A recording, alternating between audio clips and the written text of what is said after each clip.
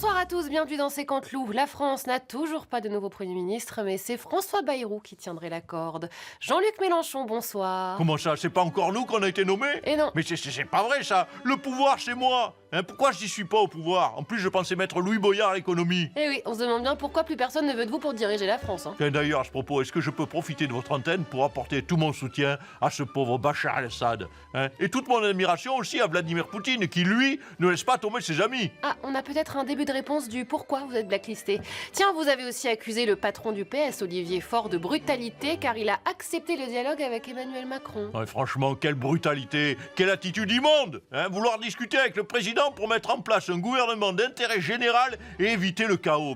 Mais tu me dégoûtes fort. Vive le chaos! Le chaos, c'est moi! Tiens, en parlant de chaos, Marine Le Pen, on ne vous entend plus du tout en ce moment, ni sur Bachar el-Assad, ni sur Notre-Dame, ni sur le Premier ministre. Mais qu'est-ce que vous voulez que je vous dise? Moi, j'ai rien à dire. On est en phase de reconstruction, là. C'est pas mon truc, la reconstruction. Proposer des idées, tout ça. Non, moi, j'interviens dans les phases, vous voyez, de destruction.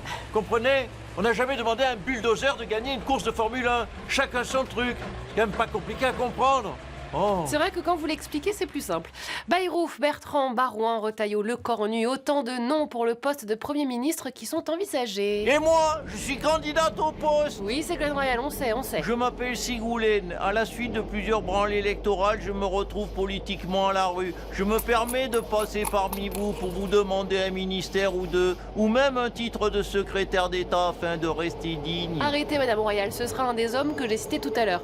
D'ailleurs, vous aviez accusé le président de sexisme quand il avait nommé Michel Barnier. Bah évidemment, encore que des bons hommes. Je pense qu'il me prend pas parce que je suis une femme, voilà. Vous ne pensez pas qu'il cherche plutôt le profil le plus compétent? Pourquoi? Parce que Bayrou, il est compétent peut-être.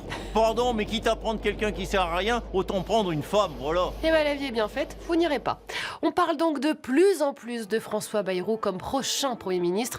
Mais comment s'est passé son entretien d'embauche? Regardez.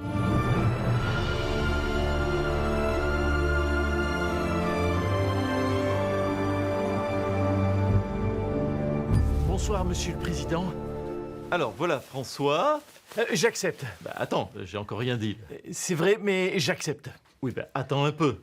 Voilà, donc comme tu le sais, je cherche un Premier ministre. Et j'accepte. Alors, c'est pas une tâche facile. J'accepte quand même. Il va falloir composer avec la droite et la gauche, et puis surtout le RN. J'accepte. Bref, c'est un boulot de merde. C'est pourquoi j'ai pensé à toi. J'accepte. Alors, je sais bien que ce n'est pas une décision qu'on prend à la légère, c'est pourquoi je te donne 24 heures pour réfléchir. Attendez, donc je réfléchis. J'accepte. Super. Bon, je réfléchis aussi de mon côté, et si j'ai personne, mais vraiment personne, et si vraiment il n'y a plus d'espoir, genre aucun, là je t'appelle. Alors là, merci de votre confiance. Je suis très touché, vous savez. Je savais bien qu'un jour, on serait amené à... Bon, j'avais pas fini ma phrase, mais en tout cas, voilà, j'accepte. Est-ce que le président a bien saisi qu'il était prêt à accepter le poste? Allez, on continue de parler de Matignon. Édouard Philippe, notre invité ce soir.